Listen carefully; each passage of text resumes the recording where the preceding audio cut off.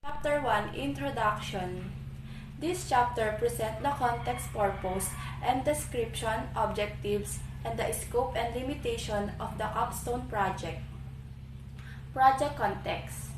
Barangay Balaring and Barangay Sapang Bato are two of the farthest barangay in General Mamerto Natividad, Nueva Ecija. During this time of the COVID-19 pandemic, connecting to the Rural Health Unit office located in the heart of town is very vital to each barangay so that they can let the employees of the RHU know the number of the COVID-19 cases in these areas. Purpose and description. This network is designed for the employees of Rural Health Unit, Office of General Mamerto Natividad, Nueva Ecija, together with the barangay health workers in the barangay health centers of Barangay Sapang Bato and Barangay Balaring. It will cover 4 offices, the several of which is located in the RHU of Office of General Mamerto Natividad, Nueva Ecija, where there is local area network connectivity. It will have 2 computer, 1 printer, 1 router, and 1 microwaves antenna. The Balaring and Sapang Bato Barangay Health Center offices will have 1 workstation, 1 printer, 1 router, and 1 microwave antenna each. Objectives: to make a direct communication line among the RHU of General Mamerto Natividad and the Barangay Health Center of Sapang Bato and Balaring using microwave antenna. To transmit information faster and more reliable from the Barangay Health Center to the Rural Health Unit and vice versa. To ease the workload of barangay health centers wherein they do not need to have a manual record of every patient since it will be direct recorded in the main server of the Rural Health Unit of General Mamerto Natividad, Nueva Ecija. Technical background. Current system. The transaction between the Rural Health Unit, Office of General Mamerto Natividad, Nueva Ecija, and the Barangay Health Center of Barangay Sapang Bato and Barangay Balaring are done manually because no network system exists among the 3 establishments, and this setup causes hardship in sending and receiving important documents, announcements, and requests, especially during this time that the whole country is prone to contracting the deadly coronavirus. The barangay health workers have to travel to the town proper in order to submit their reports and to request for supplies, which is very hazardous to their health and well-being. RHU's employees have to do the same, travel from the town proper where their office is located to the barangay to extend help and do their activities. This process is slow and tedious for the employees and the BHWs. Proposed system. For the proposed network design, the RHU has 1 server, 1 workstation, 1 printer, 1 switch, 1 router, and 1 internet service provider, which is Globe Telecom. The service workstation and printer are connected to the switch. The switch is connected to the router. The router is connected to the ISP, which will provide the internet connection of the network design. Each barangay health center was installed with 1 workstation and a printer. The workstation is connected to the switch together with the router. The router is connected to the ISP, which is Globe Telecom, to enable the setup to receive and transmit data to and from the RHU office. Methodology. The network designers use the network development life cycle to create the network design such as the analysis phase, design phase, simulation phase, implementation phase, monitoring phase, and management phase. They also did the following processes: requirements analysis, requirements documentation. This is a total cost. PC quantity 4. Unit cost 11,480 pesos. Total cost is 45,920 pesos. Printer 3. 4,300. Total cost is 12,900 pesos. Switch 3. 964. Total cost is 2,892 pesos. Router 3. 6,480. Total cost is 19,440. Microwave antenna. Quantity is 3. Unit cost 38,400 pesos. Total cost is 15,200 pesos. UTP cable 11 meters 8 pesos by meters. Total cost is 88. RJ45 quantity is 22. Unit cost 5 pesos and total cost 110 pesos. Unit plan quantity is 1. Unit cost is 2,499. Total cost is 2,499 pesos. The total cost is 119,049 pesos. Recommendations. The network designers recommended the Honorable Mayor of General Mamerto Natividad approve this Capstone project so that the residents of Barangay Balaring and Barangay Sapang-Bato will not experiences difficulties in any issues regarding their health. They also recommend that is the Capstone project be implementation in the near future. Furthermore, the network designers recommend that future research use this Capstone project as reference and upgrade the device according to the current trends in technology. This is the logical design of a 3 different networks, including Barangay Sapang Bato Health Center, Barangay Balaring Health Center, connecting to General Mamerto Natividad Rural Health Unit. Before we start the simulation, we need to configure first the devices in these 3 different networks. Using copper straight wire, we connect the devices inside the network. We will go to the physical, then select WC2T. Switch off, then turn on again. We can see the device is booting. We will now do this in other network.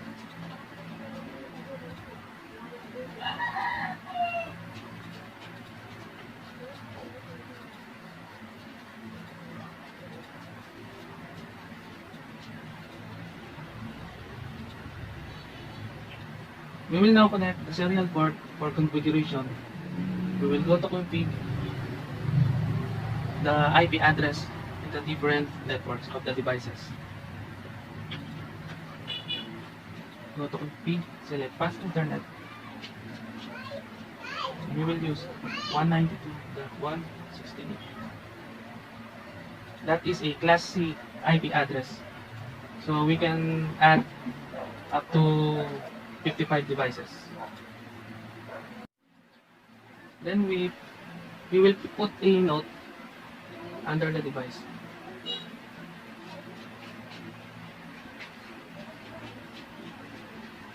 So we don't forget the IP address of each device.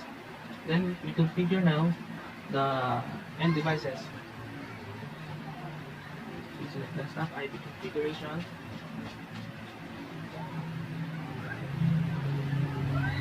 Then the default airway is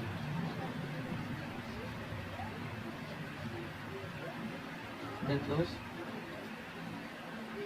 Same as in the printer. Choose fast internet.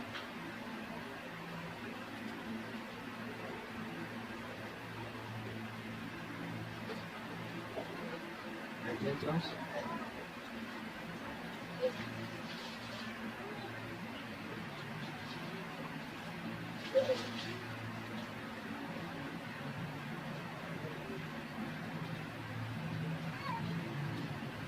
We will go to the command prompt. We will ping the printer. 192.1.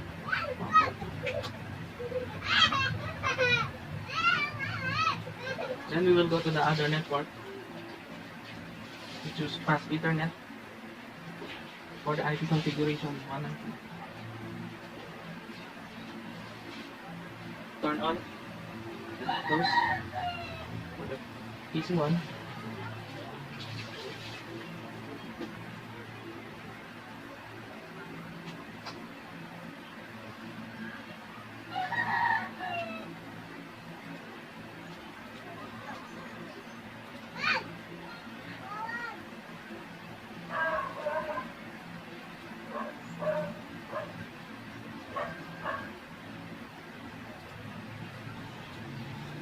The second device.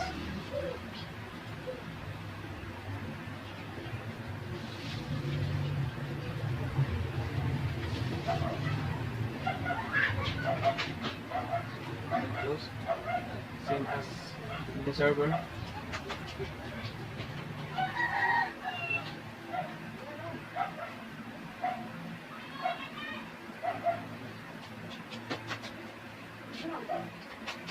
Close. The printer. Choose fast internet.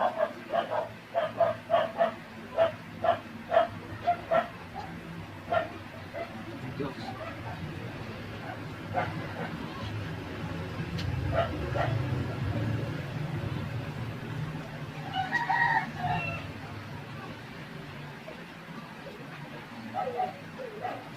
Don't forget to put in every devices. So for PC2,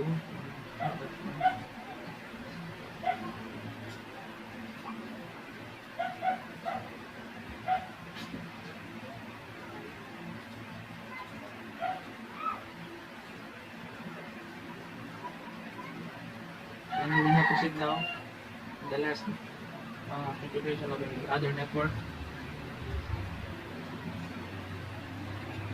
Then select fast internet.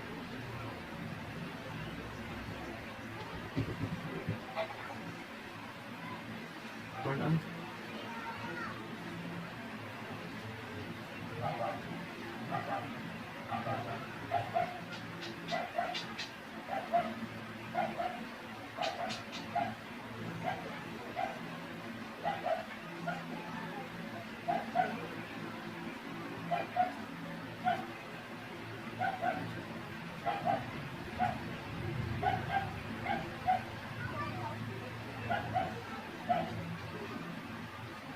Close.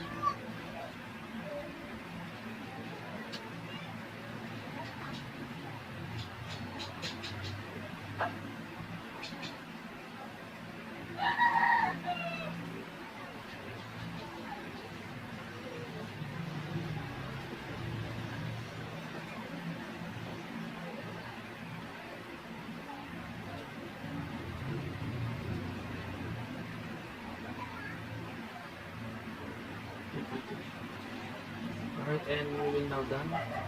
The next step is we will now connect the ports of our router. So we will use serial BTE from port serial 00 to serial 00, serial 01 to serial 00. So we will now configure the serial port of a router.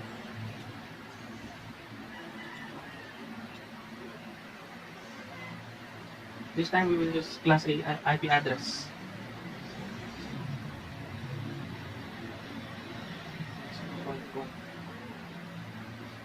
Turn on.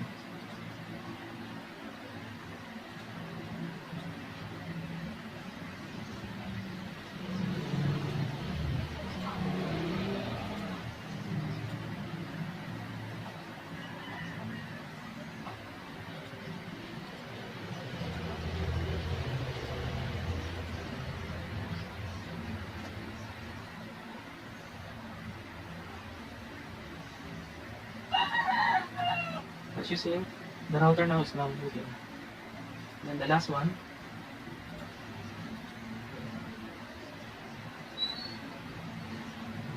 Turn on. Close. And we will now out the network in each devices. Inside the RIP or Routing Information Protocol, we can add the other networks than the devices inside its own network also.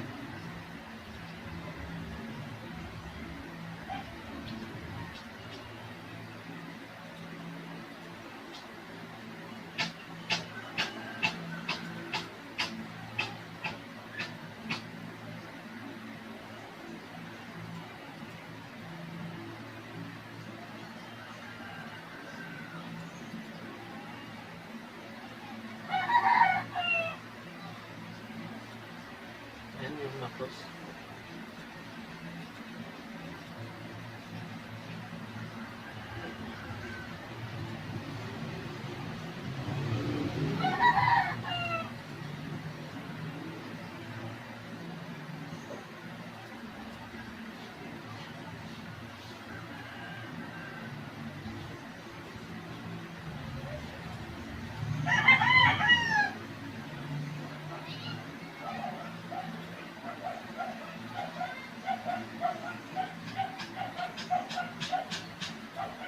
After adding the network, we'll now start the simulation.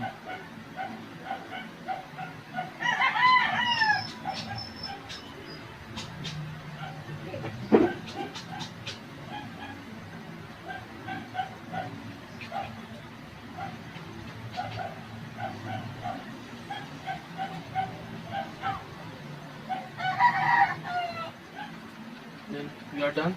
Configuration. We will now start the simulation, sending data from General Mamerto Natividad Rural Health Unit from farthest barangay of its municipality.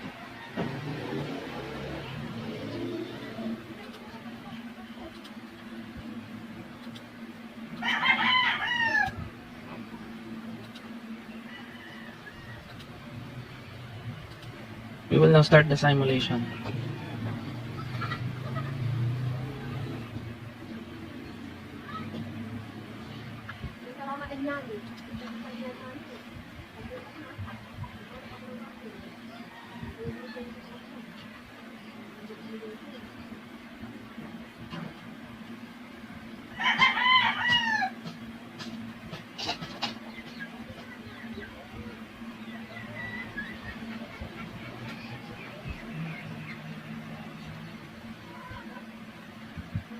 As you've seen from the targeted area, the data is coming back from its recipient.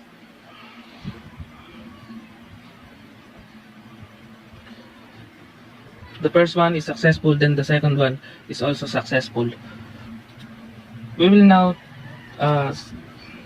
simulate also the printer.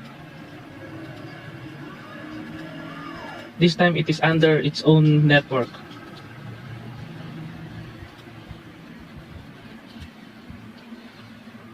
Sometimes it is called printer sharing.